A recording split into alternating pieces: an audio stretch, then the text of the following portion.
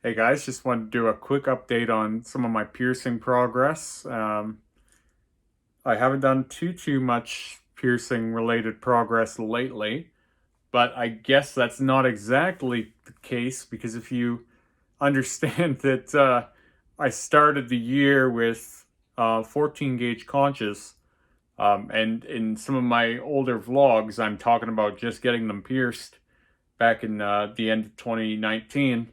It's a little crazy to consider that I just recently reached a new milestone and 15 millimeters in both sides. Um, that is pretty fast. That's probably the fastest piercing I've ever got to that size. And I would say that it's been through revolutionary increases in piercing awareness and technology in a way.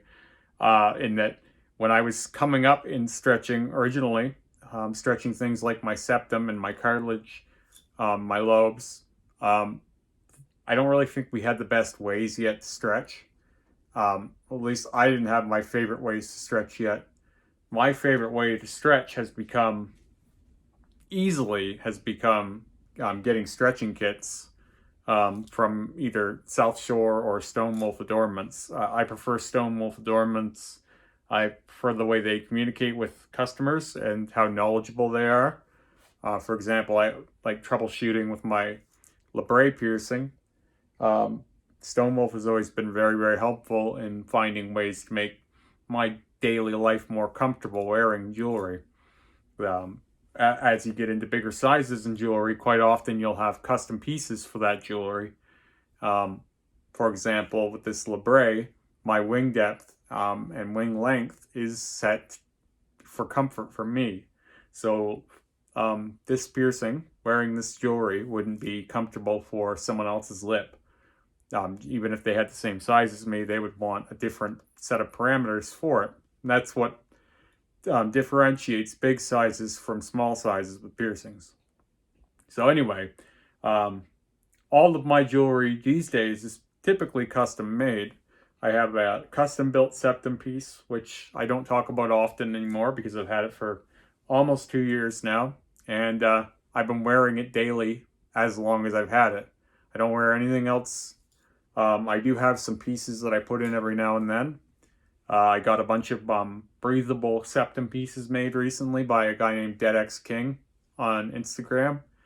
He cut multiple different breathing holes in tusks and crescents, giant ones, 20, 21, and 22 millimeter pieces for me that I can actually wear for hours on end with no problem. The only issue is with that is it's hard on my nostrils with prolonged wearing. So those pieces, though I could live in them, I feel like they would stretch my nostrils over time. Like the width of my nostrils would naturally flare more just to accommodate them. But yeah, those were cool. Back to my conches.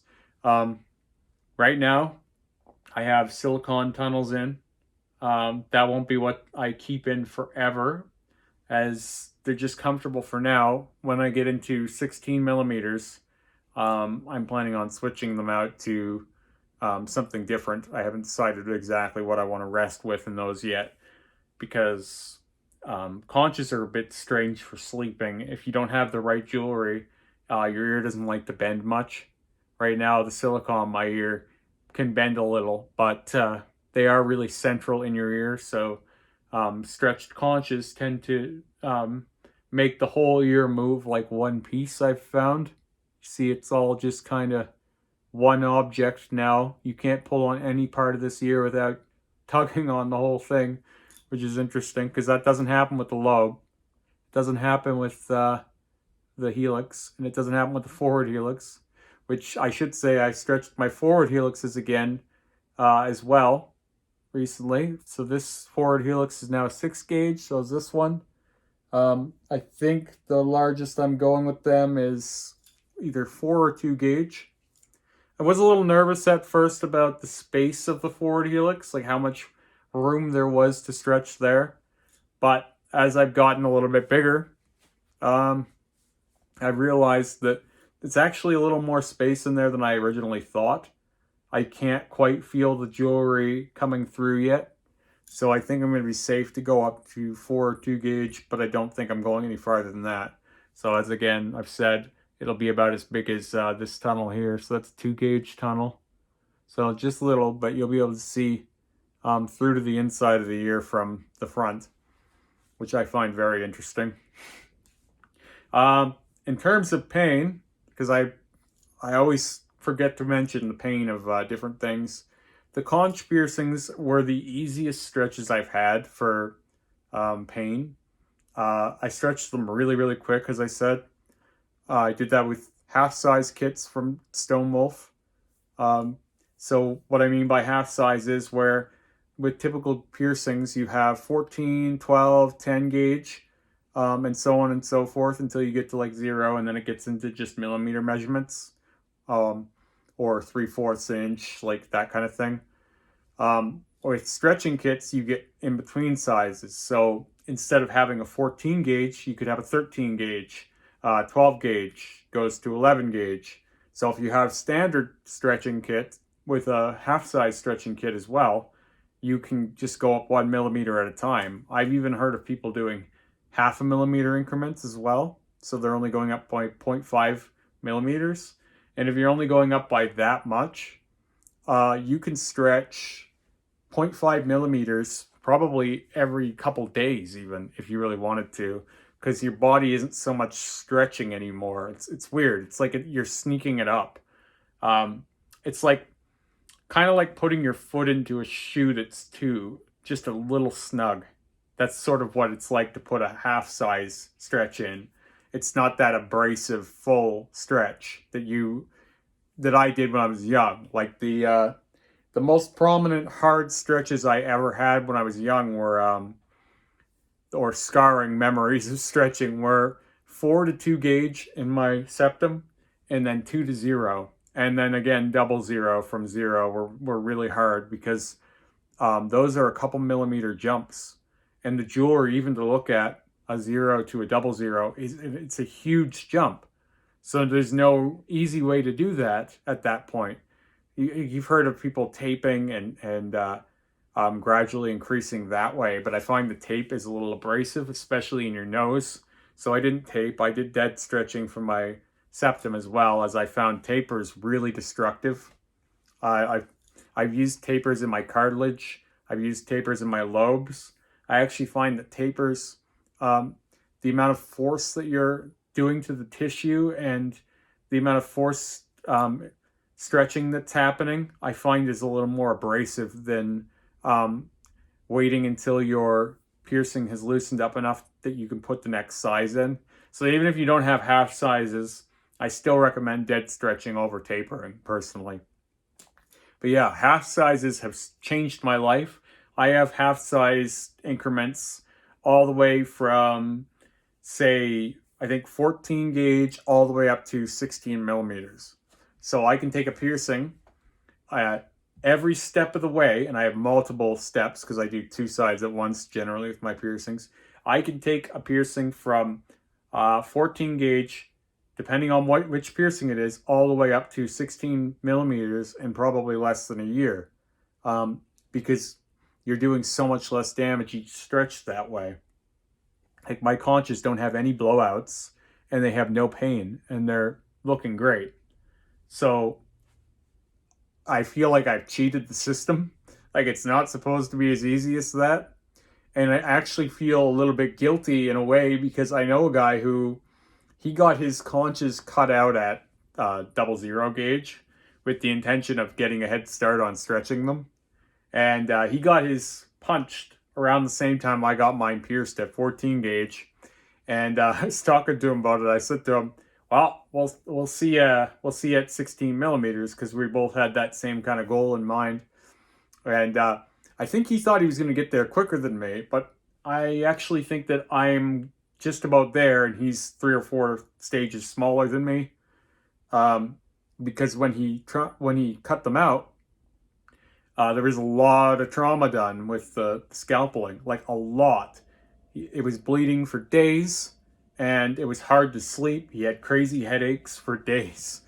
So scalpeling, though does seem faster, from everything I've heard from people who have done it, it is quite a bit more painful and a lot more trauma than anything I experienced, because I didn't have any problems any step of the way with stretching my conches.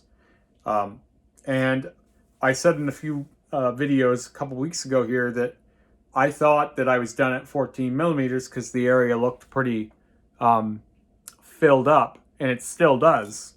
What I'm wondering is at what point that inner conch becomes completely hollow. Like, is that the next stage, or is it one more? So I know for sure I am going to make it to my original goal of 16 millimeters. I'll do a close-up there. So that's my conch close-up. I'm at 15 right now. I would really like to get that probably about as big as this if I can. So I think this is a 16. It's either 16 or a 17, and I can never remember what my second lobes are. But anyway, I believe I can get there without exhausting the area. I do have to worry a little bit about how the interplay between my helix and my conch is working out, because obviously as the conch stretch or the helix stretches, it kind of cramps the cartilage between the conch and the helix, so there isn't much space.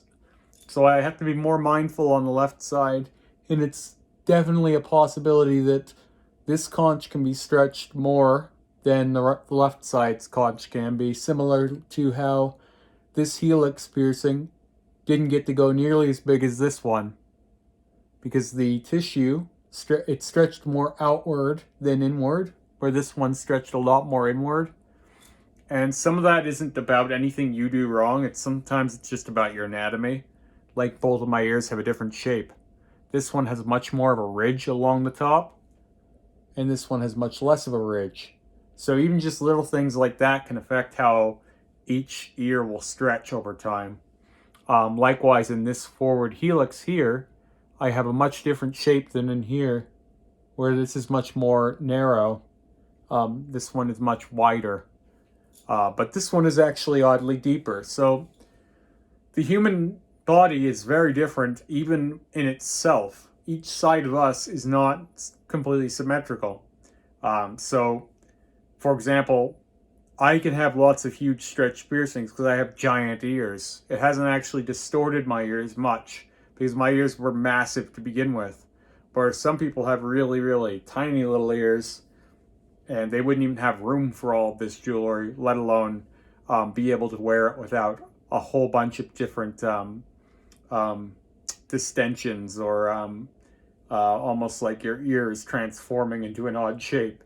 Mine has mostly stayed looking like an ear. It just looks like an ear with lots of holes. But if you were to get all of these stretched piercings in a tiny little ear this big, your ear would be like all kinds of funny shapes and distending in different places. So that's where some body modification, especially stretched piercings, can look different on each individual who gets them. So you could say that I was blessed with a giant nose and a giant set of ears, because someone else I know has the same size septum as me, and their nose looks like a beak now. Like, it looks like it's so domed around here, even though their piercing is the same size as mine.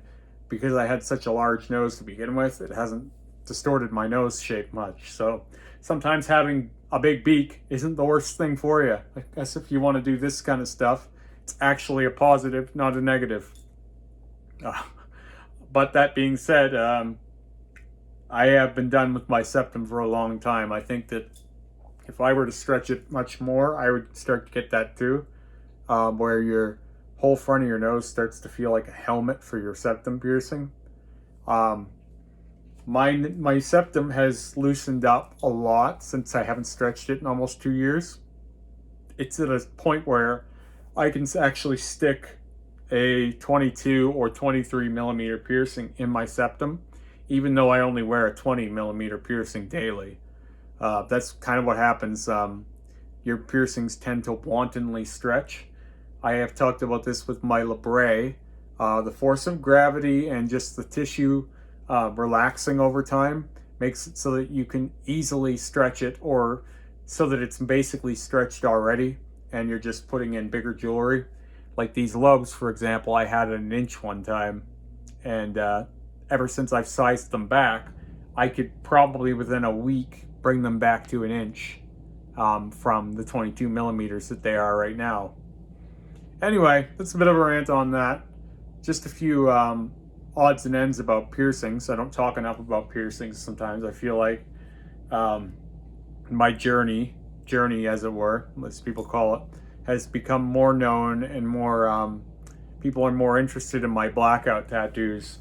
But every now and then I like to remind the world that much before I was known for my black work, or even had much of it, I was known for my wild piercing antics and several stretched piercings. And that part of me never went away. It's just, for whatever reason, blackout tattoos became trendy, and that became the thing that I was known for because I went farther into it than a lot of people ever would.